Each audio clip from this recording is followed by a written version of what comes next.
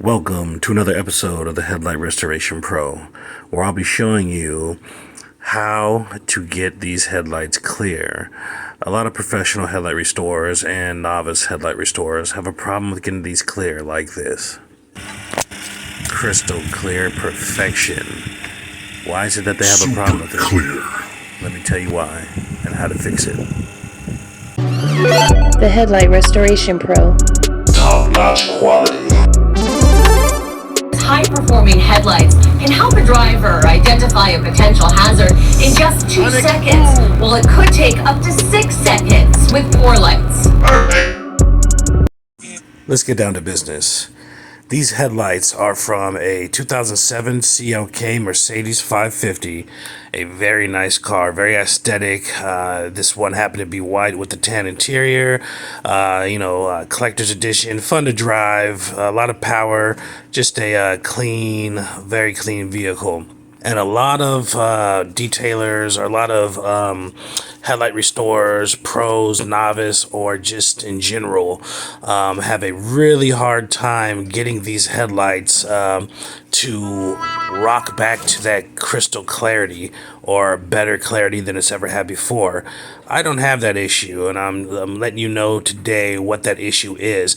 And this issue comes on any Mercedes-Benz that has these type of lights that are post 2011 or so.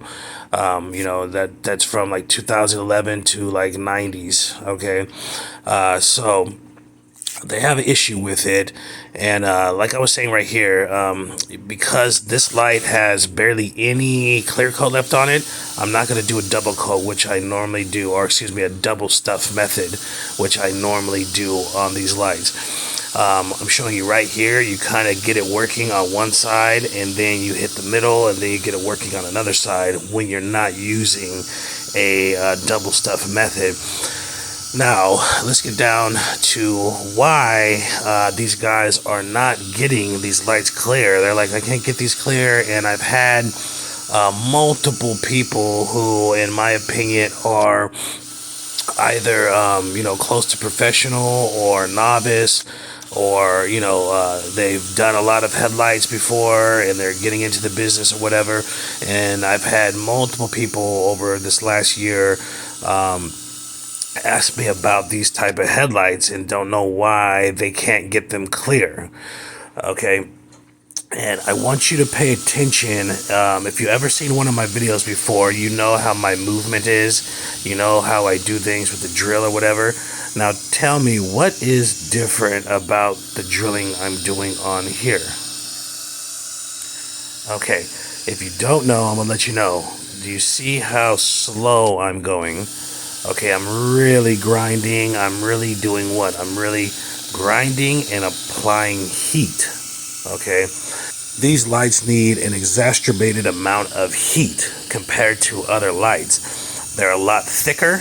Okay, believe it or not, these lights are a lot thicker than normal lights because of the roundness of them, and just because that's the way they decided to do their headlights from these years. And it's a lot, not only a lot thicker as far as depth, but it's a lot more coarse.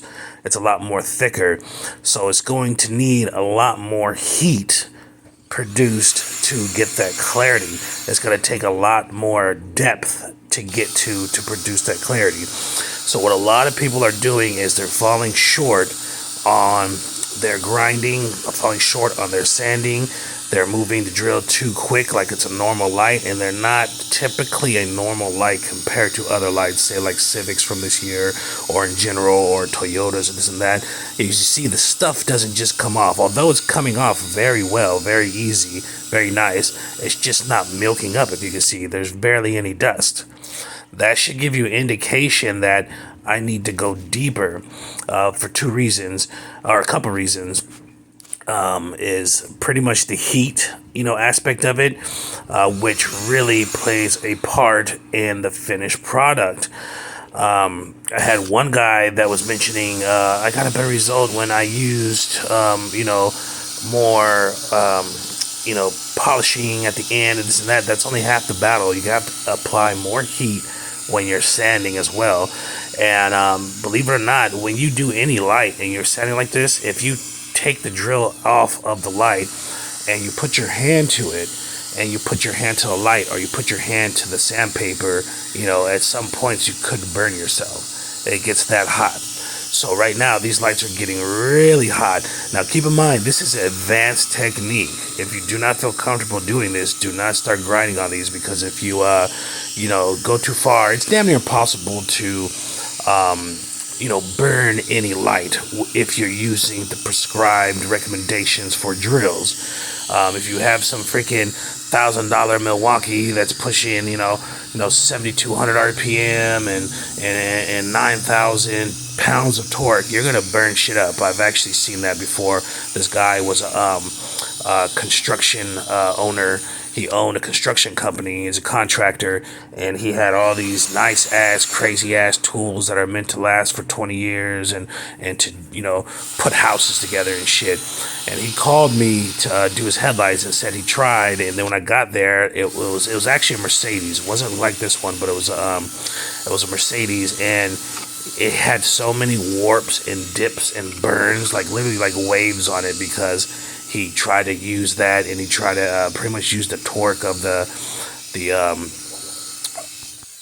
power drill to get all of the nasty stuff off the top, and it did not work. So I had to go in and fix it the best I could, but it really did a number on the lights because he had too much of a drill. Everything has its place. You don't drive cross country in Bugattis. You know what I'm saying? You don't. A Hellcat's not a real good thing to drive from New York to California. It'd be better to have a Civic. So just keep that in mind. If you have the right recommendations for the drill or whatever, it's damn near impossible to burn. I can sit here for a long time and burn, but you got to keep in mind that there's other things that can happen. So you don't want to just play around with it, or just sit there and play around with it, because you can develop cracking and spider cracking and different things like that. But burning is not an issue. But as you see how slow I'm going over it and over and over again, and I'm finally starting to get a little bit of milky or whatever, like I said, these lights are really thick and really dense. And what else is going on is these guys are not penetrating deep enough, so they're still having reminiscence of clear coat left in those pockets. Because remember, polycarbonate is like a woven blanket.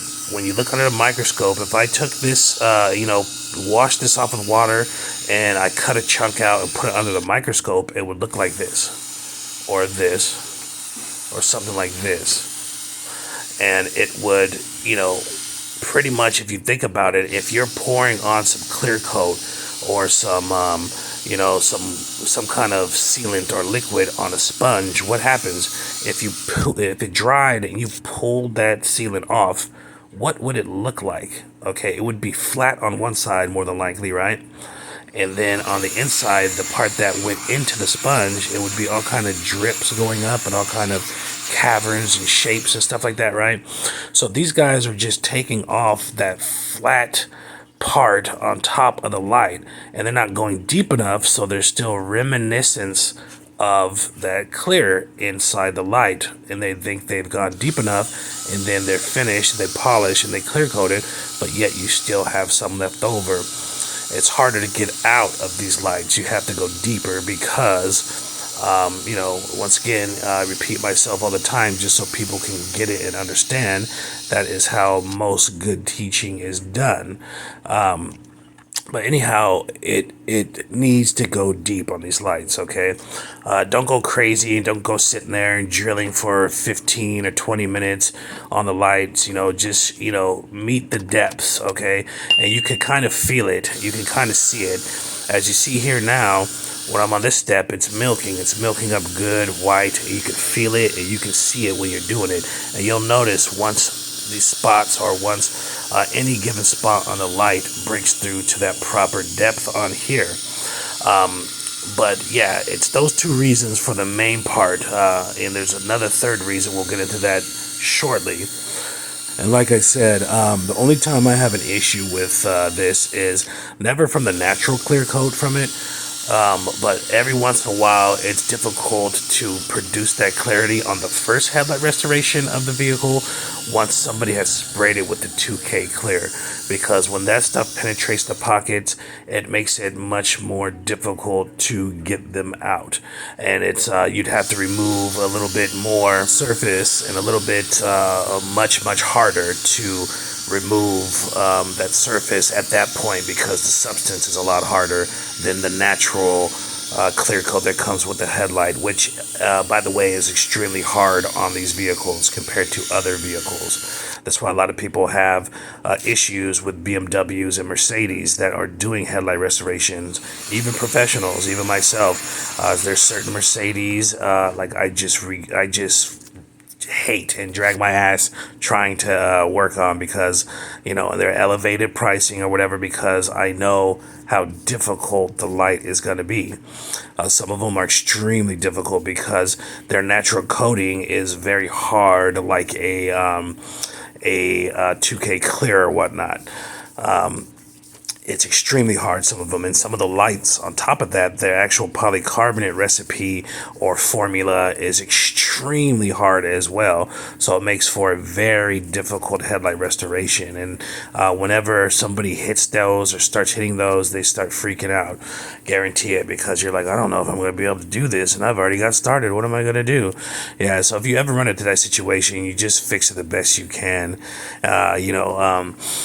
If it comes out, it doesn't come out the way you want, you got to think. It's, 9 times out of 10, 10 times out of 10 down there, if you know what you're doing, and if you are cautious or whatever, and you pay attention, but definitely if you follow my teachings or whatnot, you are going to produce a product 10 times better, 100 times better, 1,000 times better than what was there before you started. So the customer usually is going to be happy no matter what. But anyhow, you see how smooth it looks, whatever, because I hit my proper depths with the light. And I know a lot of people I know we're already past that part about the heat with the sanding and how slow I was going. If you need to watch it again, watch it again, but watch how slow I was going on this light. I never go that slow. I never need to grind that much. This one, unless it was like something that had some incredible hard coating on it. This had no coating, so I'm basically just grinding into the light. Okay, this light, my estimation, these lights were typically about double the thickness, if not triple, of a regular light. Of normal lights. This light is very thick. Okay, Stupid thick. But a lot of people will probably be like, "What does it mean, heat? What is it?" Okay, friction of the sandpaper produces heat. Okay. And it can produce a lot of heat, okay, hundreds of degrees or whatever. And you gotta think, they're like, well, how does heat affect the clarity of a headlight? This is bullshit, right? You gotta think, how are these made? Do you think they put them in ice water and press them and whatever, right? No. They, polycarbonate, let me tell you a quick layman's term explanation of how polycarbonate is made. There's a bunch of oils and natural gases and unnatural gases and fuels, just like it sounds like diesel fuels or whatever, and they run them through a chemical process and distill a byproduct of them, and pretty much form them into these little pellets and little flakes and little granulates. It looks like barbecue pellets and stuff like that, and then they put them into a mold or a cooker that cooks them down and melts them down again, melts them down like at hundreds of degrees, melts them, and then they inject them into these moldings that are hot. On top of that, they're heated, and they press them into these shapes with more heat. Okay, then they release them, and there you go. Then they coat them and they're done. Okay, that's how this is made. That's how this surface of this headlight, or surface shell of this light, is made. It's called injection molded plastic. Okay, because it's injected and it's molded and it's plastic. It's a form of plastic, but it's called polycarbonate. All right. So every headlight you've ever seen is birthed in heat. Even if they were glass, they would be birthed in heat. one way, made with heat in some way.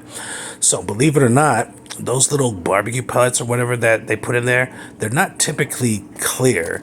They're more of a like foggy looking substance. It's partially to do because they're oblong and they're not as thin as they're going to be or whatever, but it's partially to do because they're not heated enough or heated. They're just, they were melted into these things or whatever, and that's just the first step. And through these other layers of heating, they become clear. But anyways, check a look at this. You see, I have another group of people in the DMs that are saying, "Oh, how do I resurface this? And should I wash these?" Never. Let me repeat. Never wash these pads. If you wash these pads, your headlights will start turning to shit. Your headlight restorations will turn to shit. These pads are not designed to be washed out.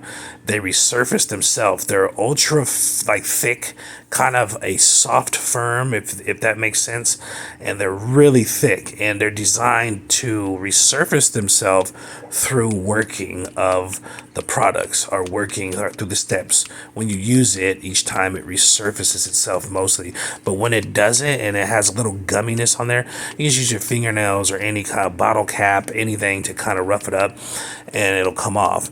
But never wash these. And they had this guy that just insisted, "You gotta wash this and that." And it's like, dude, like, come on, like, you know how many headlights I've done, and well, even forget what I say. I've done well over 1,000. I'm probably pushing $2,000 right now of headlights. Okay, in like a short time, 3-4 years or something like that.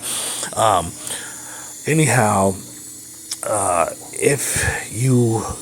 if you try to wash these and dry them out, you won't know what's going on. Why are my headlights looking like shit when they were looking good before? But anyways, you kind of notice when I'm using them throughout my videos, you'll see that I have thick ones like these, which are newer, and then I use them all the way down until I feel they're too thin, where they're like 1/4 of an inch thick. Okay, they're really expensive, but like I said, what does expense mean? I mean, how much do you charge for headlight restoration? Let's just say if you charge $50 or $100 for headlight restoration, right? You can buy one of these pads probably for like $25, $20 or something like that, right? Expensive, yes, very expensive, right? But this one is already probably being used on like 13 cars or something, right? I could use one of these pads, I shit you not, for about 35 cars, maybe more. Now, how much is 35 times 50? How much is 35 times 100? Whatever you're charging for, whatever you decide to charge in your areas, whatever. And it could be more. Some headlight restorations in some areas, headlight restorations, I mean, imagine San Francisco or Manhattan or San Diego, these, expensive places. Imagine how much they're charging, or you could charge for headlights there. Let's say $200 a pop or whatever. So expense for the supplies is virtually none. Once you have all of your tools or whatever, it's just virtually just nothing. It's non-existent. Okay, you don't worry about that. It seems like a lot at first, like, damn, I'm gonna buy this pad, it's fucking $25-$30. But I mean, shit, it's gonna last 40 vehicles, 30 vehicles. But if you haven't noticed, look at the clarity. It's not even done being polished. Look at the clarity. It's not even clear coated yet. So imagine when I hit it with the clear coat here coming up soon. But anyways, this brings up the third way you implement heat in this. If you didn't notice, I did a little access or a little extra a bit of polishing. I let the polish run through its course. I did the dab method. I let it soak in. I let it, polished it out with it. And even when it started dissipating, I couldn't see any more polish. I continued buffing and buffing and buffing with a light touch to produce a little bit more heat, to lock in more clarity. Okay, and I say this is advanced topic on this video just because it's probably scary to some people to do a little extra like this, and if it's not, you'll probably end up seeing why it is scary, because you're more than likely to burn spots in this light or any light with the polisher instead of the drill, okay? But when that happens, you can easily remove them, okay? Unless you just go freaking crazy and sit it on one spot full throttle for, you know, a minute and 30 seconds or something, right? You never want to do that. But anyways, I had another person who was like, okay, I sprayed my stuff and it came out a little weird, this and that. I didn't know what happened. And is some of the cans defective? And this is what I thought happened. You see how I clicked that or whatever? Some of the cans sometimes come with the tip just barely sitting on there. And when you push it down, it'll spray, but it will spray all weird, okay? I've never mentioned it before because I never thought about it, but somebody had a problem with it, and I told them this is how you get through that, because more than likely it's that. And I always open a can because I've been through that as well, and I hold it away from me or the car, and I push down and start the can real quick for a split second, and you can feel it click into there, you know, lock into place. But anyhow, a normal spray here. I do a little heavier coat on the top just because the top goes bad faster than the bottom on these lights. They're full forward-facing headlight, which means most of the light is facing up, but the top part is still facing up more, if that makes sense. It's going to get more of the light from any direction, just like most lights. But the whole light is at like a 45-degree angle, or, you know, give or take. And, you know, it's just the sun's always going to beat down on it from any direction, whether it's rising or going down or midday. So little extra heavy coat on here, but, you know, you see the results here. I never have a problem with getting the clarity in here. This guy pulled back in. He went to the bank or whatever. He pulled back in and was like, I can't believe it. These lights look better than the day I bought the vehicle. And I believe he had this vehicle from the beginning. I mean, he bought this brand new. And he's like, they've never looked like this and this and that. I didn't ask him, but the way he was talking seemed like it. He was like, damn, this thing is, you know, they're perfect. I can't believe this. So he was juiced. I mean, wouldn't you be? I mean, look at these. Look at these. There's nothing higher than this. You can't, I mean, aesthetically and, you know, health-wise, longevity or whatever, you know, what can you do to make them better? You know, what can you make them do to perform better than the way they perform or they look or they last? Nothing. The highest level of headlight restoration. Stay tuned and don't forget to subscribe. Perfect. The Headlight Restoration Pro. Top-notch quality. High-performing headlights can help a driver identify a potential hazard in just 2 seconds, while it could take up to 6 seconds with poor lights. Perfect.